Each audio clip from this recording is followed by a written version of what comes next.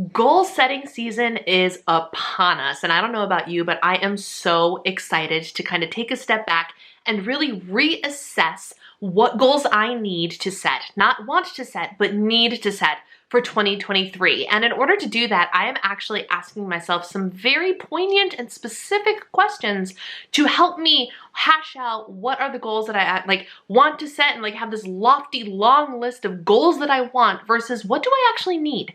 What goals need to be set in order to make 2023 the year that I need it to be? So in this video, I'm going to share with you 5 questions that I am asking myself to use as a springboard for my goal setting for 2023, and hopefully they will help inspire you to do the same.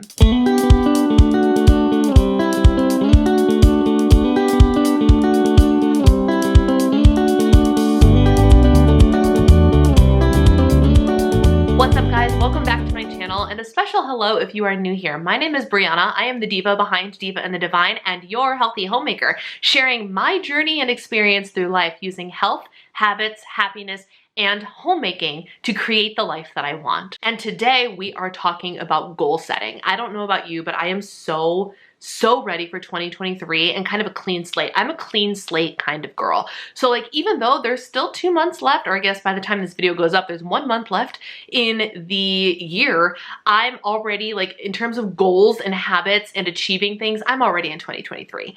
My brain is so ready for that fresh start feeling of new goal planners, new annual goals, and a whole fresh perspective.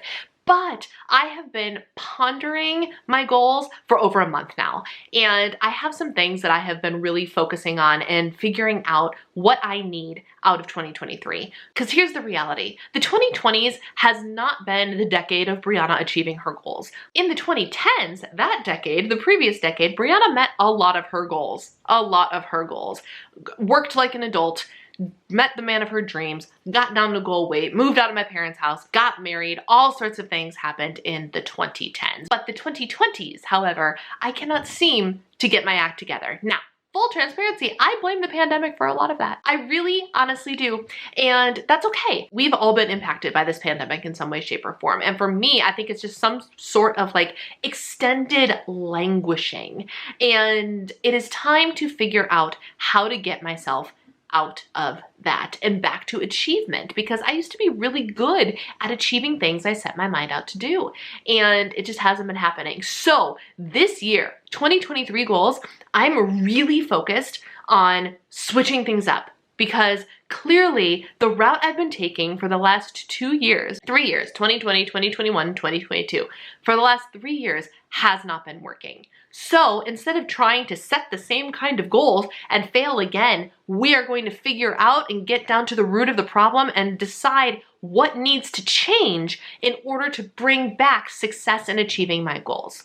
And in order to do that, I am asking myself some very specific questions. And I want to ask you these questions today as you get ready to gear up for goal planning for 2023. Question number 1 is this: what do you need out of 2023? Not what is your long list of goals and things you wish to accomplish or hope to do. That's not what I'm asking. What do you need out of 2023? And when you stop and think about what you need, it might be something very, very different than the goals that you had originally intended to set, right? What do I need? I need joy. I need rest. I need to fix this perpetual state of burnout that I have been feeling for the last 3 years. Because the burnout sensation has never gone away. And I feel like that's, for me, one of the things that I keep trying, I always constantly feel like I'm trying to crawl out of a hole. It might not be a very deep hole, but the fact that there's still a hole that I am in and trying to crawl out of, that needs to change. I need to get out of the freaking hole. That's what I need to do in 2023. That's it.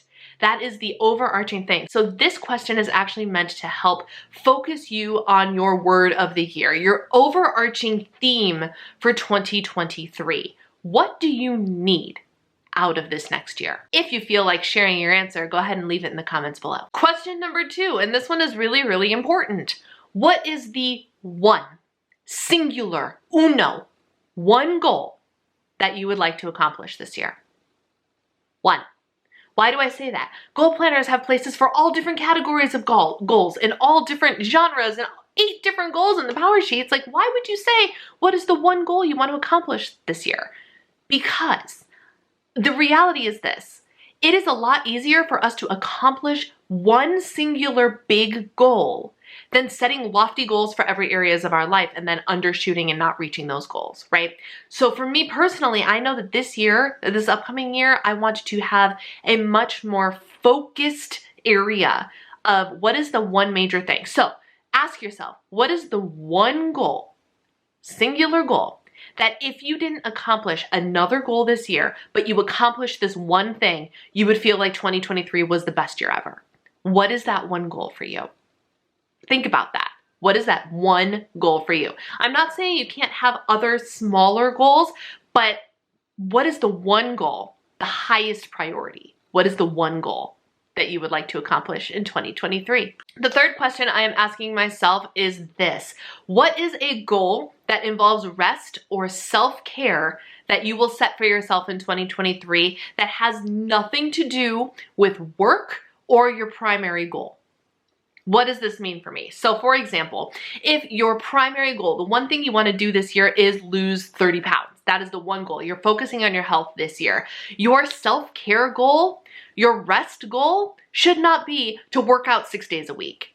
Because you're going to do that stuff with your primary goal, right? This needs to be a separate, intentional choice to implement rest and relaxation into your life on a daily basis, because the reality is we're all hustling too hard and burning out. And if we do not make intentional choices to rest and invoke self-care, we are going to continue to feel this perpetual state of burnout. So it is really important that at least one of your goals that you set, again, look, I already said that there can be more than that primary one goal, but it's important that you have a goal that is specifically for rest, rejuvenation, and self-care. So that question is, what is that goal going to be for you? Question number 4 that I'm asking myself this year is, what areas of life are currently fine as they are? And why do I ask that question? The goal planners I use are the Power Sheets and the Moxie Life planners, right? And both of those goal planning systems have this technique where it divvies up the different areas of your life: health and home, personal development, work, health and fitness, etc. And so what tends to happen is we all set big goals in every single one of them. And this year I've already decided that I want to take a step back and set some maintenance goals this year, which means I don't need to stretch, I don't need to reach, I don't need to hustle for every area of my life in 2023.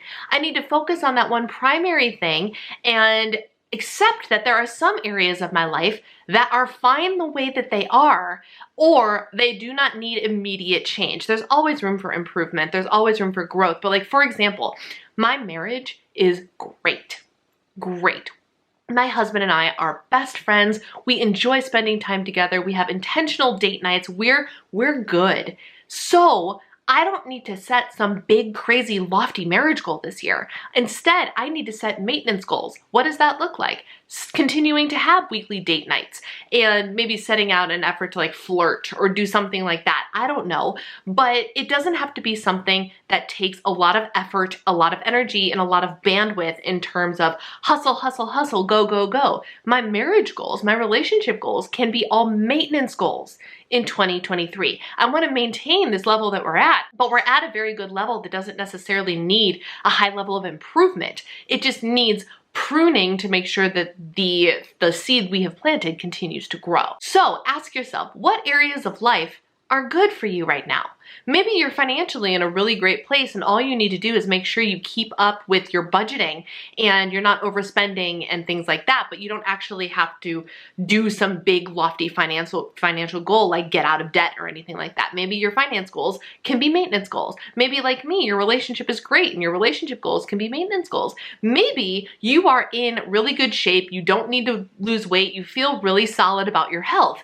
So that area of life doesn't need to be a primary focus for you this year. And instead, maintaining that status is what needs to happen for that area of life. So instead of being like, I gotta lose 30 pounds this year, your goals are just, you know, I want to hone in on my health and nutrition. Maybe I want to, I don't know, learn how to cook more meals at home, or simply having maintenance goals of like getting your 10,000 steps, making sure you eat your 100 grams of protein, whatever the case may be, and drinking your water. All of those things are acceptable goals. If you don't have a big health goal this year, that's not a problem. That's actually a great thing. So what areas of your life can you simply do maintenance goals because they're fine the way that they are? Because in distinguishing that, if you can knock out 4 of the 8 areas that the Power Sheets offers, all of a sudden the pressure is off to come up with 8 lofty goals. And instead, your focus on what your lofty goals are narrows down to 1 or 2 instead of 8. And then finally, question number 5 I am asking myself is, what is one fun goal that I can set this year? Exclusively fun, even if it is simply take 1 week of vacation and go somewhere. The importance, I cannot overemphasize the importance of setting a fun goal, something that's just exciting and fun and liberating and brings joy into your life. So those are the 5 questions I am asking myself when I am doing my goal setting for 2023, and I hoped that hearing these questions kind of got your gears turning and has you thinking about goals a little bit differently this year too. If you have any other questions that you think I should be asking, leave them in the comments below. If you like this video, please give it a thumbs up. And if you haven't joined the Diva and the Divine community, we would love to have you. Just click that little red subscribe button. Thank you guys for watching. Take care. Happy goal setting, and I will talk to you in my next video. Bye.